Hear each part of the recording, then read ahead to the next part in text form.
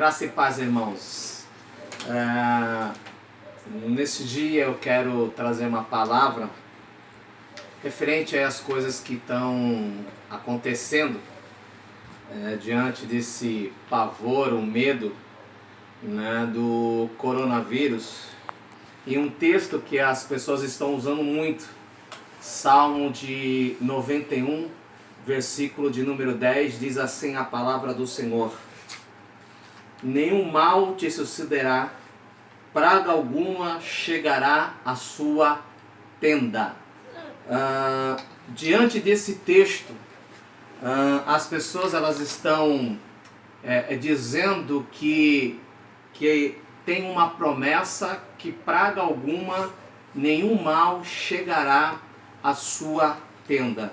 Mas será que o salmista do Senhor ele está expressando esta versão, esse contexto?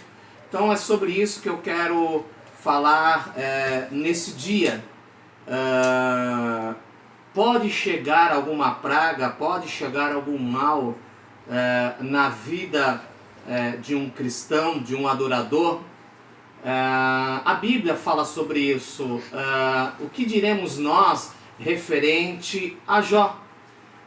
Jó no capítulo de número 1, capítulo de número 2, Deus diz que Jó era um homem temente a Deus, era um homem que fugia do mal, era um homem que não errava, era um homem que não falhava, era um verdadeiro adorador. Mas diante de uma circunstância, diante de uma situação, chegou um mal na casa de Jó. Os seus filhos morreram, ele perdeu a sua herança, ele perdeu a sua saúde e ficou doente, foi morar como eu posso dizer, foi morar no lixão.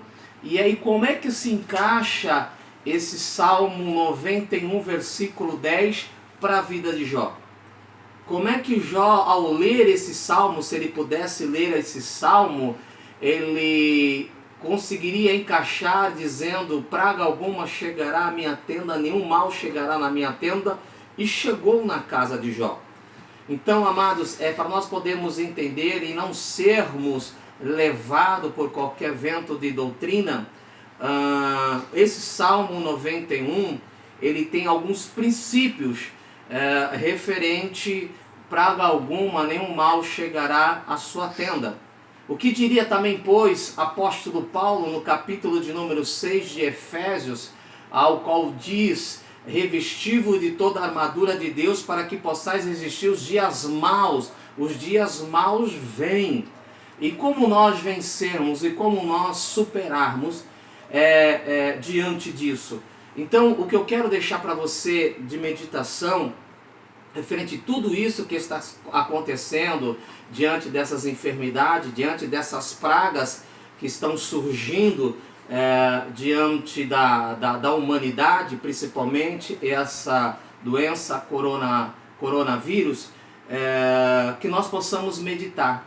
O salmista ele começa o texto dizendo: aquele que habita no esconderijo do Altíssimo, na sombra do Onipotente descansará. Então, para que todas as demais promessas do Salmo 91 se cumpram na vida do cristão, primeiramente ele tem que estar no esconderijo do Altíssimo. Aquele que se esconde no esconderijo do Altíssimo, na sombra do Onipotente descansará. Isso significa o que, amados? Significa de que estás falando de um relacionamento, estás falando de uma intimidade, estás falando de uma vida de compromisso com Deus. Faço aqui a pergunta para você nessa noite: a sua casa é o esconderijo do Altíssimo? A nossa casa é o esconderijo do Altíssimo? Para que nós possamos declarar, para que nós possamos realmente